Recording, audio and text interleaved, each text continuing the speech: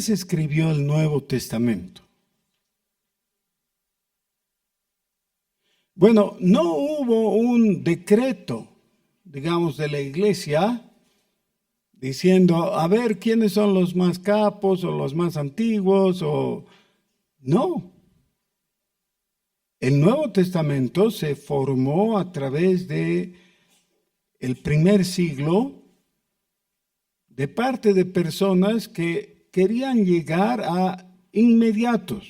No estaban pensando en dejar algo para la posteridad, generalmente, no, principalmente. Simplemente querían hacer algunas aclaraciones. Entonces, posiblemente los primeros escritos del Nuevo Testamento tienen que ver con algunas de las primeras epístolas del apóstol Pablo. Algunos piensan que el primer libro es la epístola a los Gálatas, en cuanto a la cronología, ¿no? Lo primero en escribirse sería Gálatas. Otros opinan que ha debido ser seguramente Primera Tesalonicenses. Como no nos interesan las discusiones entre expertos, no importa, pero sabemos que entre esos tienen que estar los primeros escritos cristianos, ¿ya?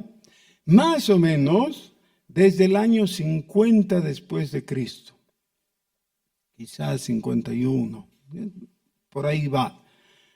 Cuando el apóstol Pablo todavía estaba en su tercer viaje misionero. Es de esa época, ¿ya? Puede ser Primera Tesalonicenses o Gálatas, está bien, ok. En el caso de Gálatas, era un asunto urgente. ¿Por qué? La iglesia había crecido, había nacido y crecido en Jerusalén y estaba compuesta únicamente de judíos. Los judíos tenían un trasfondo claro, pero en Antioquía se empezaron a recibir a nuevos creyentes gentiles, en Antioquía de Siria. Y de ahí nacen los viajes misioneros de Pablo, ¿se acuerdan? Entonces Pablo vuelve a Antioquía después del primer viaje misionero y encuentra que en Antioquía había una perturbación. Los fariseos venidos de Jerusalén a Antioquía les estaban diciendo a los nuevos creyentes de origen gentil, no a los judíos no había por qué decirles nada, pero a los gentiles les dijeron, para que ustedes puedan ser realmente salvos, se necesita algo. Se necesita que ustedes sean circuncidados. Eso significaría que entren en el camino de discipulado del prosélito gentil. Son gentiles, pero quieren salvación, es decir, quieren ser cristianos. Está bien, pero primero tienen que transitar todo el discipulado de los prosélitos judíos. Cuando oyeron eso, Pablo y Bernabé dijeron, no es necesario.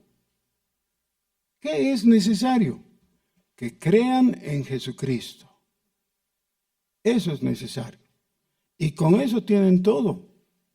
Entonces se armó una gran discusión. Dice, una discusión no pequeña, dicen en Hechos capítulo 15. Y el asunto fue llevado a los apóstoles en Jerusalén. Y después de escuchar la argumentación de Pablo y de Bernabé, los ancianos y los apóstoles en Jerusalén dijeron que ellos tenían razón, es decir, Pablo y Bernabé. No se necesita que los gentiles se hagan primero judíos. Muy bien, entonces se escribieron las primeras epístolas paulinas, muchas de ellas referidas al mismo tema. Ya hemos mencionado Gálatas especialmente, y un poco más tarde, en el tercer viaje misionero del apóstol Pablo, escribe él desde Corinto el monumento ese que es la epístola a los romanos, donde explica todo este problema de judíos, gentiles y la iglesia de Jesucristo. Pero cuando alguien entra a la iglesia de Jesucristo, ya no importa cuál es su trasfondo. Si era judío, está bien. Si era gentil, igualmente bien. No hace diferencia. Y una y otra vez, Pablo en Romanos presenta argumentos para que eso esté claro. Ahora, claro, surgen varias otras preguntas al respecto. Preguntas que son respondidas en las epístolas, especialmente pastorales y después las carcelarias.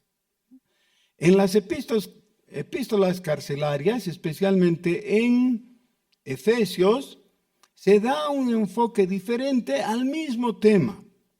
Y Pablo les dice a los efesios, ustedes recuerden, gentiles, que en otro tiempo no eran nada. No eran pueblo de Dios, eran extraños, eran advenedizos. Pero ahora han sido llamados, han sido incorporados. Eso es Efesios capítulo 2, ¿no? Y en la epístola a los colosenses se da el mismo argumento, pero con otro enfoque, con el enfoque cristológico. Es decir, los judíos tenían algo en la antigüedad, en el Antiguo Testamento. ¿Tenían algo o no? Claro, tenían mucho. Ya en Romanos 9 declara, de ellos eran los profetas, las promesas, los patriarcas. Ellos eran los bendecidos, a diferencia de los gentiles que eran los extraños. Tenían algo muy valioso. Pero ahora, les dice en Colosenses el apóstol Pablo, ustedes contemplen lo que tienen en Cristo. En Cristo tienen todo, ya no alcanza mi mano, toda la sabiduría de Dios, todo el poder de Dios. Miren, Dios se ha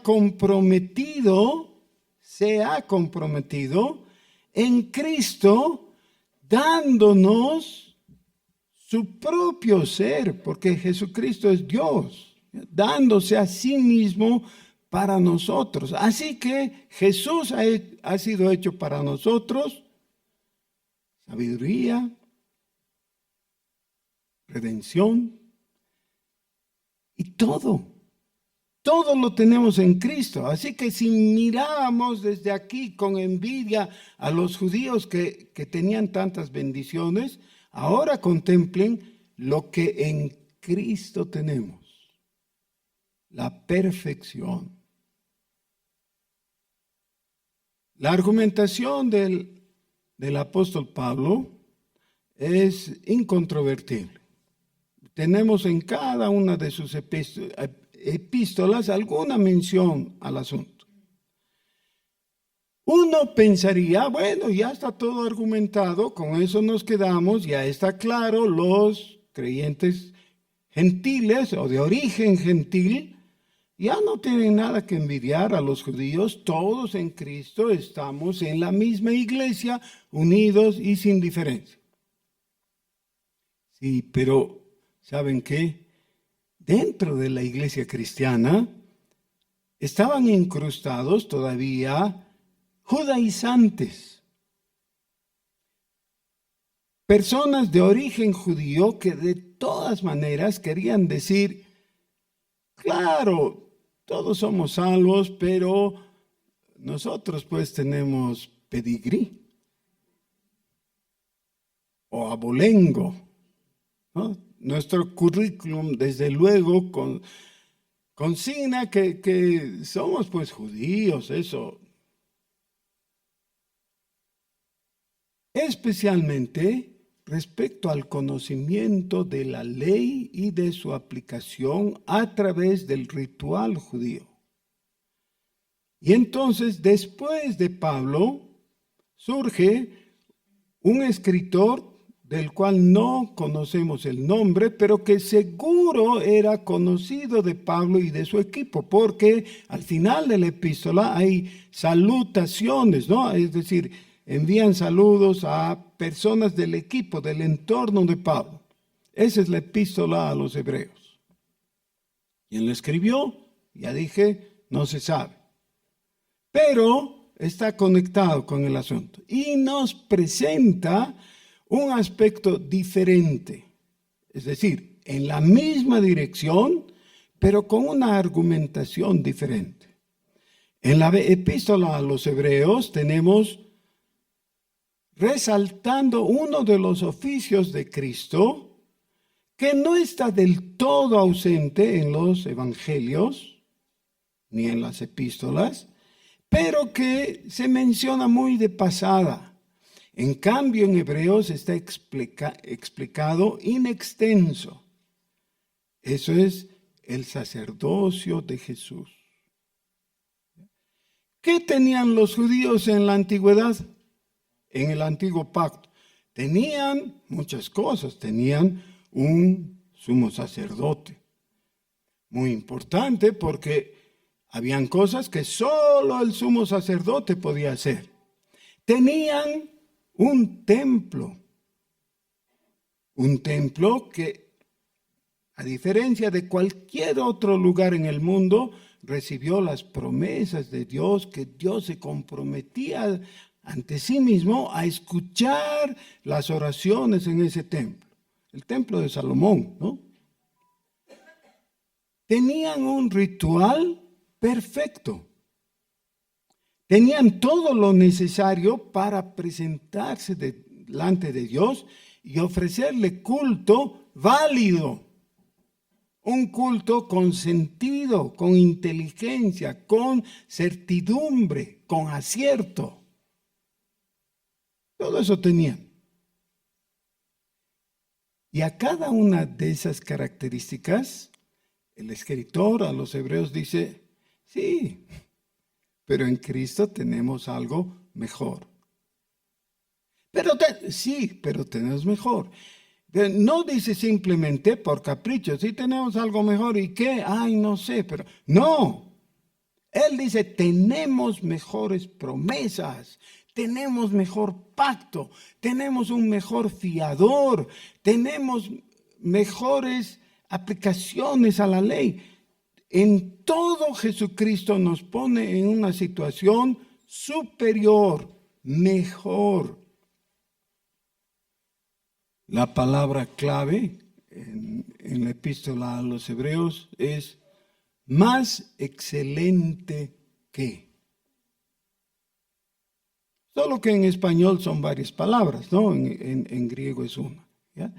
En Cristo estamos comparativamente mejor, inigualablemente mejor que en el antiguo pacto.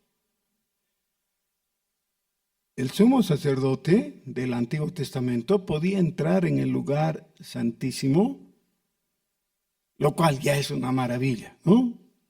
Entrar en el lugar santísimo una vez al año. Y rociar o bautizar sobre la tapa del arca, que era el propiciatorio, con la sangre de la víctima inocente, de un animalito. Una vez cada año. Jesucristo, nuestro gran sumo sacerdote, todos los días, todo el tiempo, está intercediendo por nosotros sobre la base legal del precio pagado por nuestros pecados, que es la preciosa sangre del justo. No de un animalito, sino del hombre justo, que fue sacrificado por nosotros. Y él, habiendo resucitado, dice, se presenta ante el Padre Celestial todos los días e intercede por nosotros. ¡Qué maravilla! Así que con eso, ya todos esos disturbios, esas confusiones en la iglesia tendrían que haber cesado. Sí, pero habían todavía facetas de toda la reflexión teológica que no estaban contestadas, porque los del antiguo pacto dirían, como dicen los dispensacionalistas ahora, que los del antiguo pacto tenían los anuncios escatológicos, las promesas, las enseñanzas proféticas del Antiguo Testamento. Solo ellos. Lo cual no es verdad, porque si vemos Mateo 24, Marcos capítulo 13 y otros, claro que el Señor Jesús hizo anuncios escatológicos también. Pero los del antiguo pacto podrían jactarse de tener libros enteros referidos a la escatología, como Daniel. Sí. Y entonces viene un apóstol que caminó con Jesús y que durante los primeros años de la iglesia no brilló con luz propia. Siempre ocupó un lugar de segundón, por poner un nombre, ¿ya? Que era Juan. Juan caminó con Pedro.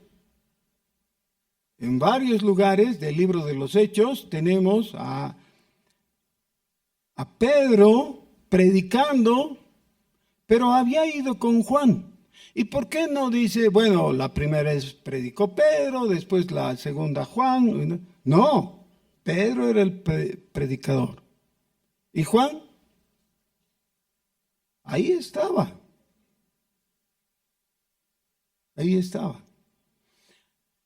No la Biblia, sino la tradición cuenta que un poquito antes de la destrucción de Jerusalén, Juan, con los creyentes fieles que quedaban en Jerusalén, salió de Judea, cruzó el Jordán y se fue a asentar a Perea, al otro lado del Jordán. ¿Ya? Y ahí estableció una comunidad judía, pero fiel a las enseñanzas del Señor y que no se contaminó con las ideas judaizantes de la época paulina.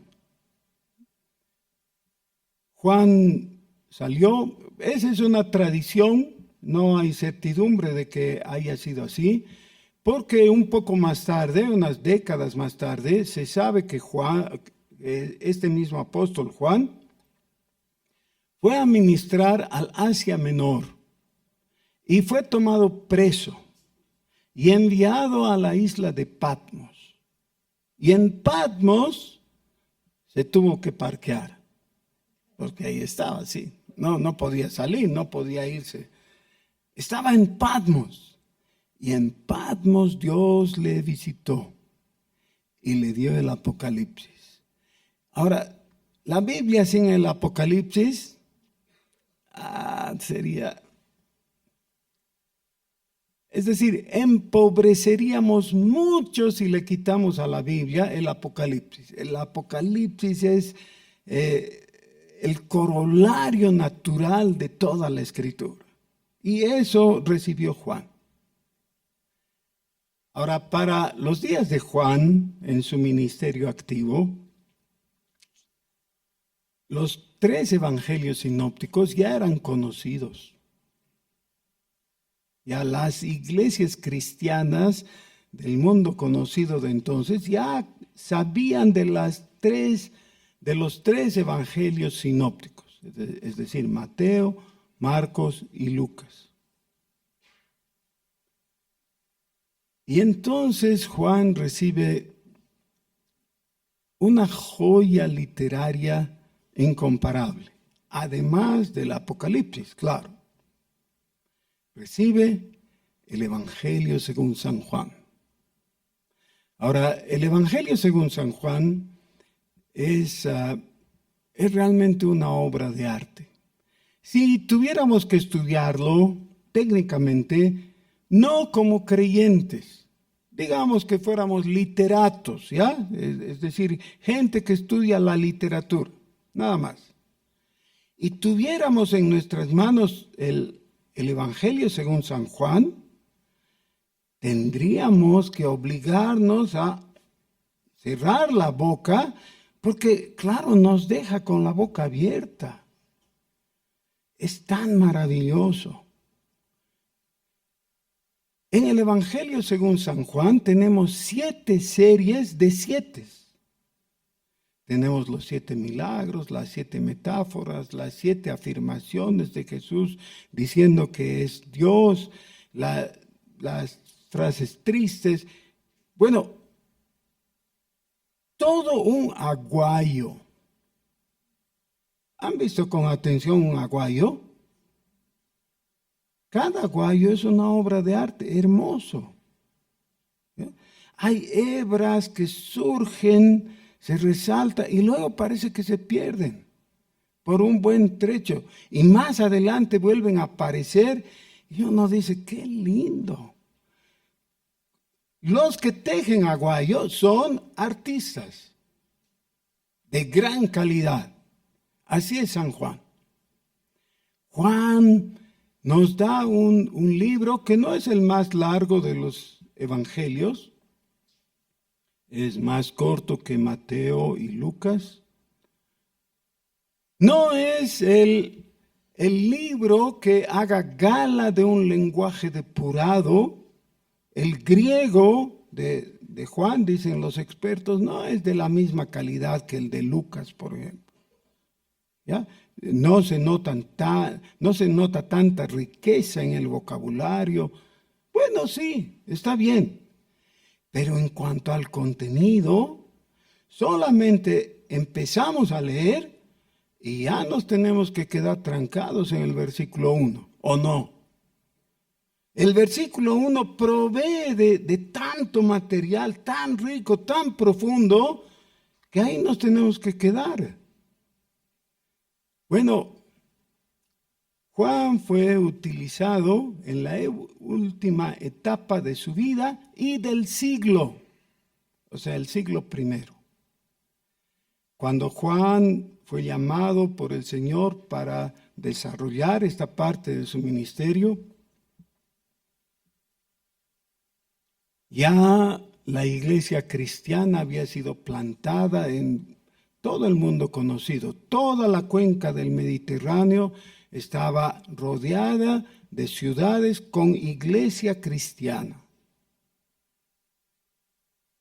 Pero entonces, 3 es buen número, ¿no es cierto? Con 3 evangelios era suficiente. ¿Para qué Dios inspiró el 4º evangelio? ¿Para repetir lo anterior? ¿Lo de los otros 3? No, el material de Juan es bastante diferente. ¿Ya? Solamente uno de los 7 milagros que nos cuenta Juan está en los evangelios sinópticos. Quiere decir, 6 evangelios o 6 milagros no están en los 3 evangelios. Y hay datos así tan interesantes. Y lo que estoy queriendo hacer es mostrarles por qué debiéramos abrir el Evangelio según San Juan y quitar los calzados de nuestros pies. ¿Qué significa eso? Reconocer, estoy parado en tierra santa. Pero toda la escritura es inspirada por Dios. Sí, está bien, pero necesitamos reconocerlo. Necesitamos sentir lo que yo siento cuando empiezo a leer con atención, ¿saben qué siento? No saben, ¿no? Porque tal vez ustedes también lo sienten y siento un escalofrío que recorre mi espalda. Porque ¿de qué me quiere hablar Dios? Dice en términos sencillos, no con palabras rebuscadas, dice, en el principio era el Verbo. Y el Verbo era con Dios. Y el Verbo era Dios. ¿Y han sentido el escalofrío? Nos va a hablar de Dios. Nos está hablando de Dios. No va a distraerse Juan, ni nos va a distraer con otras cosas. Nos va a decir, abran sus ojos. Vamos a mirar al invisible. Y justamente eso dice aquí. A Dios, versículo 18, nadie le vio jamás. El unigénito Hijo, dice en la versión Reina Valera. En los mejores manuscritos dice el unigénito Theos. ¿Qué es Theos? Dios. El unigénito Dios, que está en el seno del Padre. Él le ha dado a conocer. Ahora está en el seno del Padre. Ahora, por favor, tomen en cuenta, ¿qué está diciendo? Dice el versículo 18. El unigénito Hijo está con mayúscula porque se refiere a Dios, Dios el Hijo. Y en las otras versiones dice el unigénito Dios. Ya, ok. Está en el seno. ¿Cómo está en el seno? ¿Qué quiere decir? ¿Ya? Una persona recibida por la otra, sostenida por la otra, como la típica imagen del niñito con su mamá. Eso es. No dice el unigénito Hijo que está en el seno de María. Esa es una imagen creada por los hombres que no surge de la Biblia, en el seno del Padre. La unidad en la Santa Trinidad es de suficiencia perfecta. Dios es existente sobre su propio ser. Todos nosotros somos existentes desde la creación que Dios ha hecho de nosotros. Pero Dios no ha sido creado. Existe por sí mismo. Pero en la relación de las personas, es decir, el Padre y el Hijo, no estoy hablando del Espíritu todavía, ¿no? Pero entre el Padre y el Hijo hay una relación tan cercana como del hijito que está en el seno del Padre. Bueno, ¿de qué está hablando Juan? Está haciendo una presentación bastante diferente que la de Marcos. Marcos dice, este es el principio del Evangelio, un día Jesús salió a predicar y tal. Así presenta el asunto Marcos.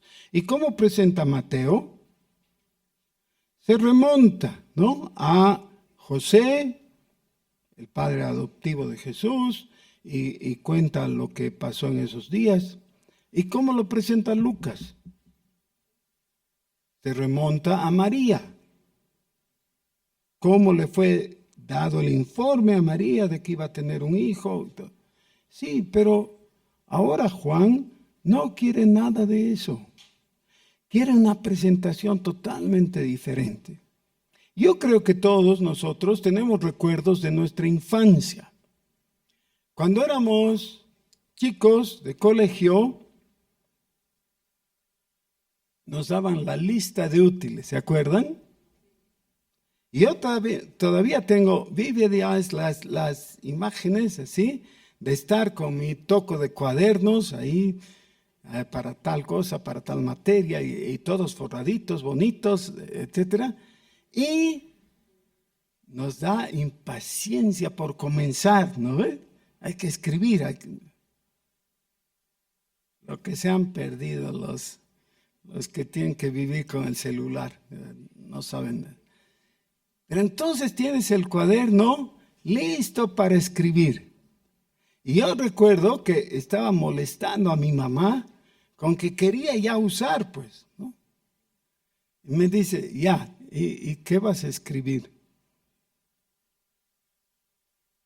Porque no había pasado clases todavía, ¿no? No tenía que decir, ¿qué voy a escribir? ¿Qué voy a escribir? Hermanos, nuestra vida sin Cristo es así. No tenemos nada que decir, nada que valga la pena. Nada que pueda ser recordado. Tenemos cosas efímeras, por supuesto, ¿no? Que nos interesan a nosotros y todo, pero algo trascendente que podamos decir para estrenar nuestro cuaderno, ¿qué? Y ahora le es dado a Juan el escribir de nuevo. Y es más o menos casi como que él pudiera decir, vamos a poner todo esto de lado. No es que esté mal, no es que esté menospreciando los otros evangelios, ni al Antiguo Testamento, nada de eso, no. Solamente que ahora estoy con mi cuaderno nuevo, en blanco, y tengo que decir algo. ¿Qué? Juanito, ¿de qué vas a hablar? Hablemos de la Champions League.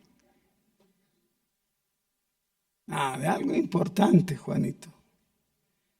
Hablemos de la guerra en Ucrania. Ponte serio, ¿de qué vas a hablar?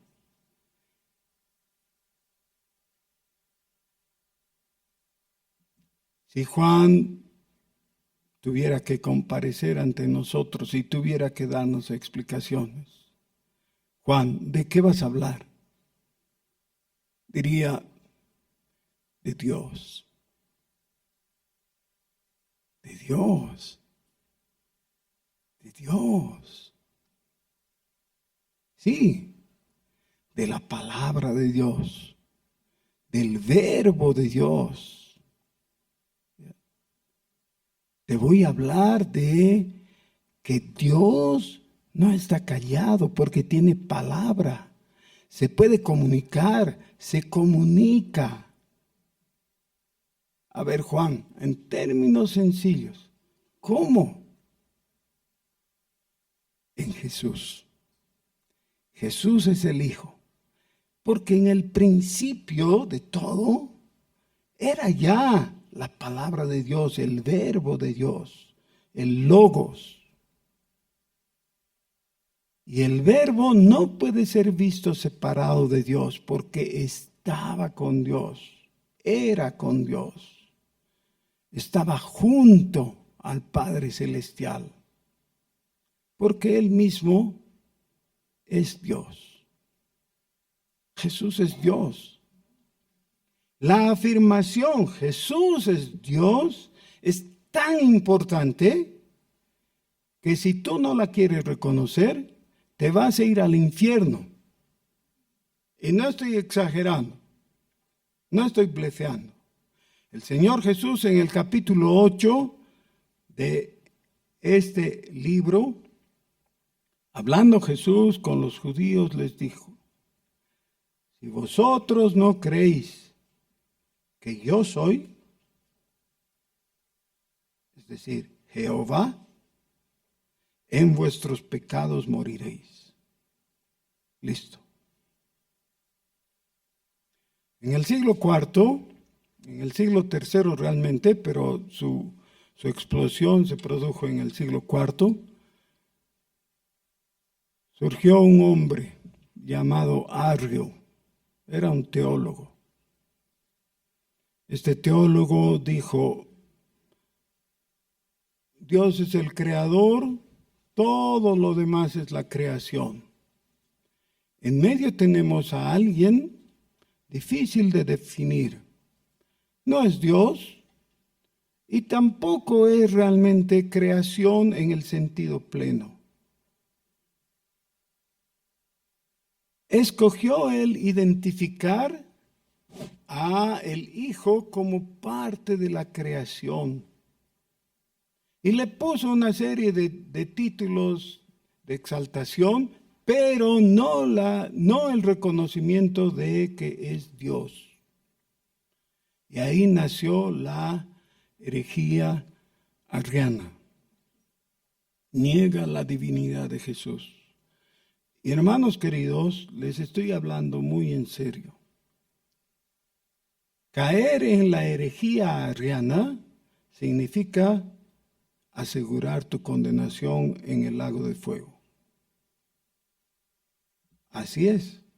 El Señor Jesús nos advirtió con toda claridad: si no creen que yo soy, van a morir en sus pecados. Listo. Así que la afirmación desde el primer versículo del Evangelio según San Juan es: Jesús es Dios. Y este es el corazón mismo del Evangelio. Sin anunciar que Jesús es Dios, el Evangelio no es Evangelio. Es un cuento de hadas.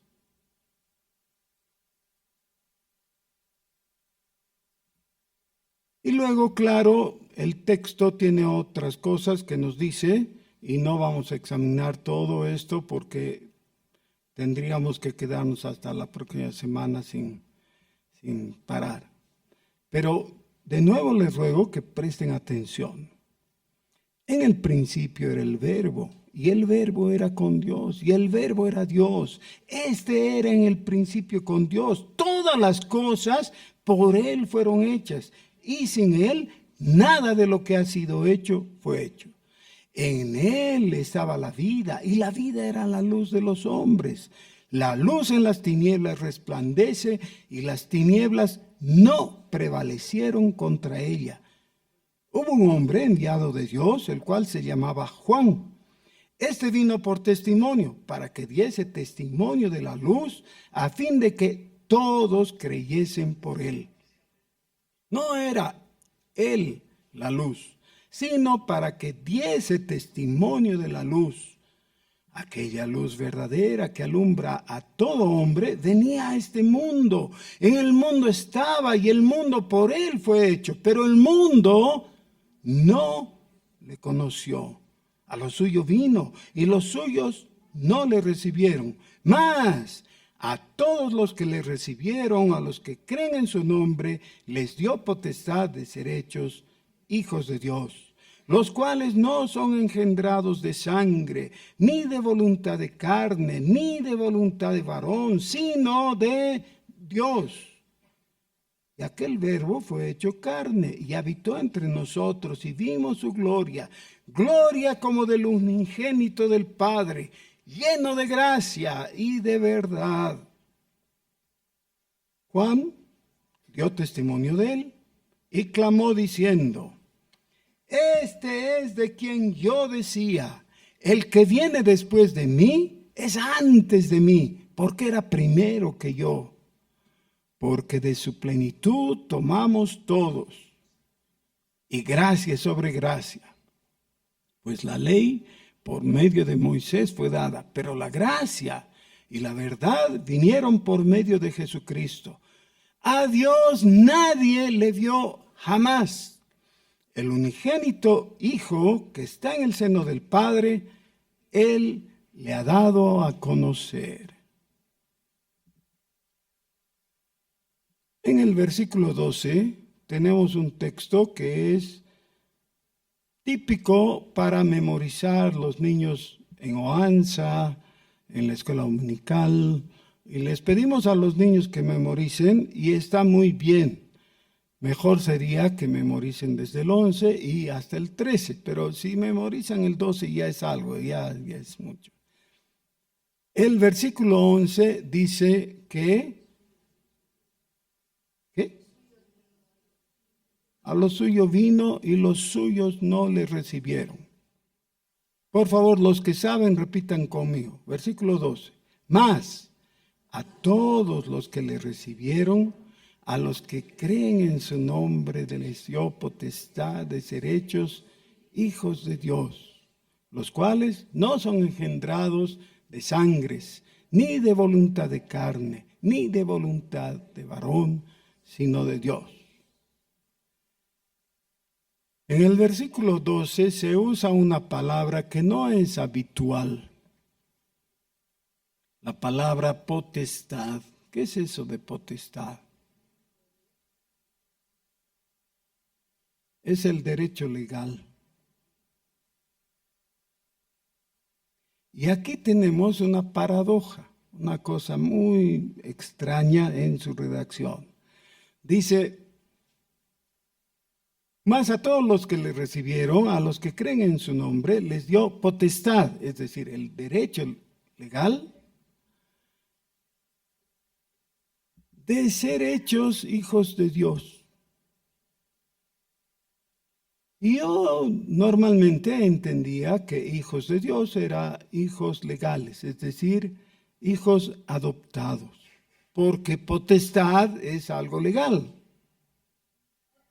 Pero saben, aunque es un hecho legal, lo que está diciendo es que Dios nos faculta para ser hijos, y la palabra no es huyos, que son los hijos mayores, sino tecna, que es los hijos tunas. Sí, gracias por sonreírme algunos. Los hijos chiquitos.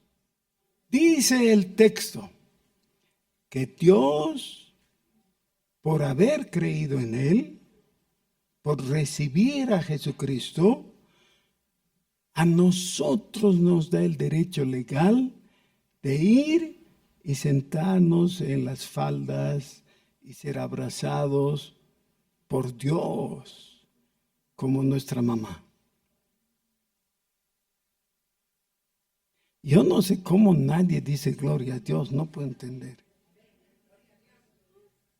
Hermanos, qué maravilloso. Si fuera simplemente el hecho legal, bueno, ¿quién serías? Pero ahora como soy bueno te voy a adoptar como mi hijo. Ya, bueno, chaucito. ¿Lo adopté o no? Sí, lo adopté. Y algunos se quedan ahí fuera, lejos, extraños, fríos. Pero lo que está diciendo es que Dios te toma como Liz a su hijito, y lo toma y lo abraza, tal vez lo besa. Ahora fíjense esto, Jesús, que es Dios, está en el seno del Padre. ¿Y dónde te quiere poner Dios a ti? Sí, consigo. Y abrazarte y tomarte y darte todo su amor. Hermanos, este es el Evangelio.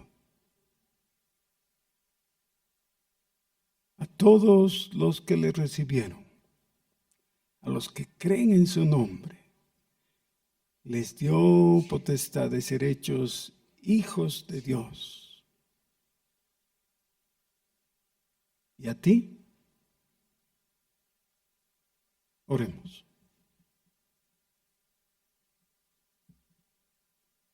Nuestro Dios, tú eres maravilloso. Y es maravilloso poder acudir a tu palabra y en tu palabra encontrar la verdad, encontrar el Evangelio, encontrar a Jesucristo. Señor,